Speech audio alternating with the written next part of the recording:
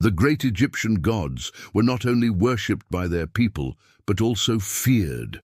While some of them represent positive concepts, such as Ra, the sun god, others bring nothing but death and destruction, like Set, the god of chaos and evil.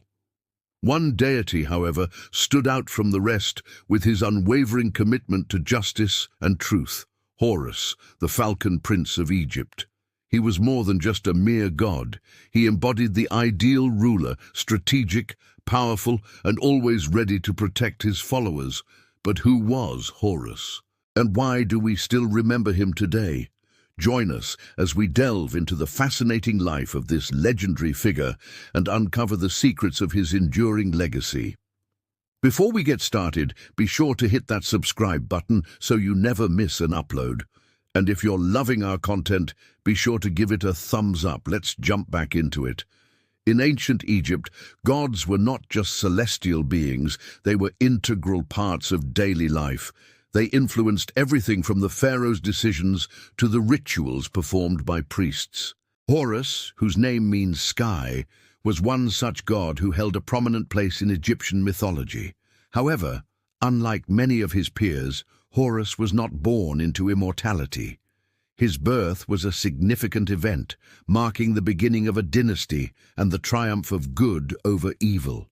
Horus's parents were none other than Osiris, the king of the underworld, and Isis, one of the most powerful goddesses in the Egyptian pantheon.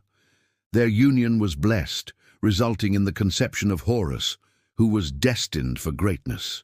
But this divine pregnancy did not come without its challenges. Set, Osiris' jealous brother, plotted against the royal family, murdering Osiris and scattering his remains. Isis, determined to protect her son and preserve her husband's legacy, embarked on a perilous journey to retrieve the pieces of Osiris's body. With the help of magic and the support of loyal followers, she managed to resurrect Osiris long enough to conceive Horus, ensuring the continuation of their bloodline. It is important to note that although Horus was the son of Osiris, he did not immediately ascend to the throne. Instead, he had to wait until he came of age and defeated his uncle Set in a series of epic battles, establishing his right to rule. This narrative reflects the importance of lineage and the struggle for power in ancient Egyptian society. Like a young prince preparing for his inheritance, Horus had to prove himself worthy of his father's legacy and the trust of his followers. As Horus grew, he was trained in the arts of war and diplomacy, learning how to lead, fight, and make strategic decisions. His mother, Isis, endowed him with wisdom and magic, while his father, Osiris, watched over him from the underworld, guiding his steps. These early experiences shaped Horus into a balanced, capable leader who would one day rule over Egypt with justice and fairness. The rise of Horus wasn't just about seizing power, it was about restoring order and balance to the world. Set, who had usurped the throne after Osiris's death, brought nothing but chaos and destruction to the kingdom. Horus represented the opposite of his uncle, embodying the principles of Ma'at, which included truth, justice, order, and harmony. For the Egyptians, this cosmic struggle between good and evil was not just a mythical tale, it was a reflection of their own battles to maintain balance in their lives.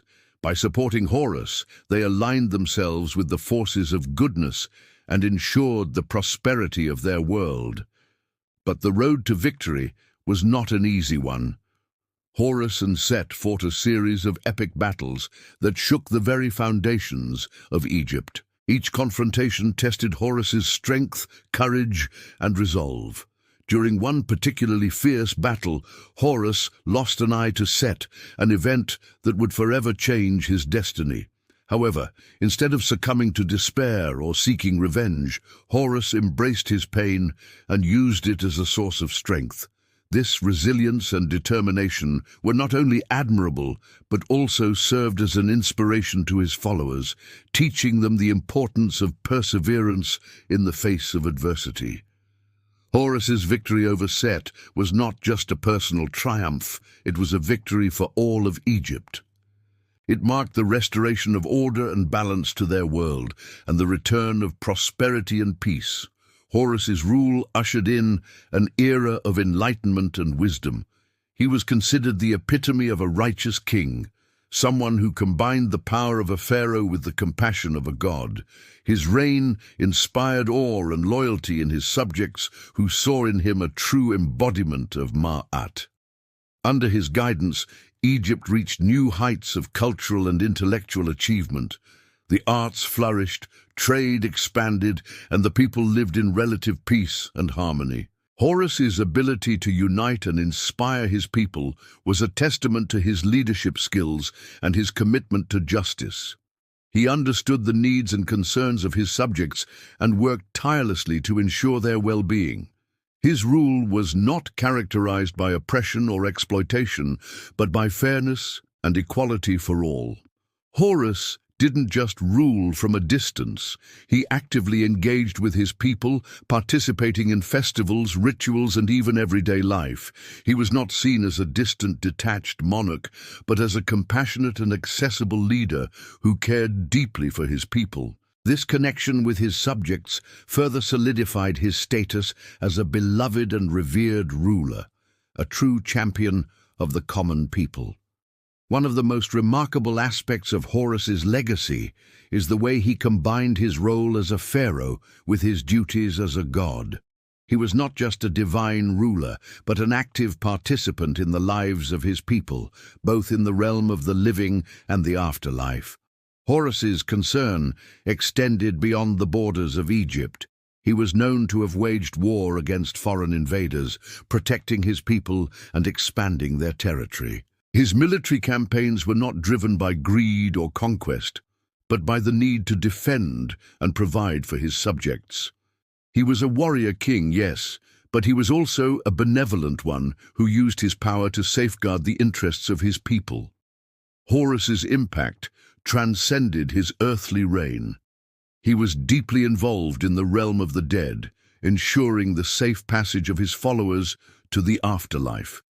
Egyptians believed that upon death, the soul would embark on a perilous journey through the underworld, facing various obstacles and trials. Horus, as the god of the sky, was believed to guide the souls of his followers across the celestial realm, protecting them from harm and helping them reach the field of reeds, a place of eternal bliss. This aspect of Horus's divinity made him an essential part of the Egyptian afterlife, offering comfort and hope to those who believed in him. As centuries passed, Horus's influence continued to grow. His worship spread throughout Egypt, and his image appeared in temples, homes, and even on coins. He was celebrated in hymns, prayers, and stories, becoming an integral part of Egyptian culture and tradition. His influence was not limited to Egypt's borders. As the Egyptian empire expanded, Horus's worship spread to neighboring lands, carried by traders, soldiers, and pilgrims who had experienced the blessings of his divinity. In places like Nubia, Syria, and even Greece, people found solace and protection under the wings of the Falcon Prince. Horus's enduring popularity can be attributed to his ability to embody both strength and compassion, power and accessibility, characteristics that resonated with people from different cultures and walks of life. However, with the rise of Christianity in the Roman Empire, the old gods of Egypt, including Horus, began to lose favor. The Egyptian pantheon was seen as a threat to the new religion, and temples were destroyed and sacred texts were burned. Despite this persecution, the memory of Horus survived, passed down through oral tradition and hidden practices. Even when his image faded from public spaces, his spirit lived on in the hearts of the faithful.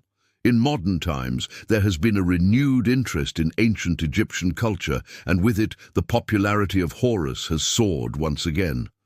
People from various spiritual and religious backgrounds have found inspiration in his story, appreciating his representation of justice, truth, and the triumph of good over evil. He has become a symbol of strength and resilience, reminding us to keep fighting for what we believe in, no matter how difficult the odds may seem. So who was Horus? Horus was more than just a god or a pharaoh. He was a beacon of hope, a symbol of justice, and an inspiration to strive for greatness. His story continues to resonate with us today, reminding us that even in the darkest of times, the forces of goodwill ultimately prevail. As we reflect on his legacy, let us remember the lessons he taught us about courage, determination, and the importance of standing up for what we believe in. Let us also keep in mind the balance and harmony he represented, and let us strive to bring more of these values into our own lives and communities. If you enjoyed this video, be sure to hit that subscribe button so you never miss an upload. And don't forget to give it a thumbs up if you loved it. Thanks for watching, and we'll see you next time.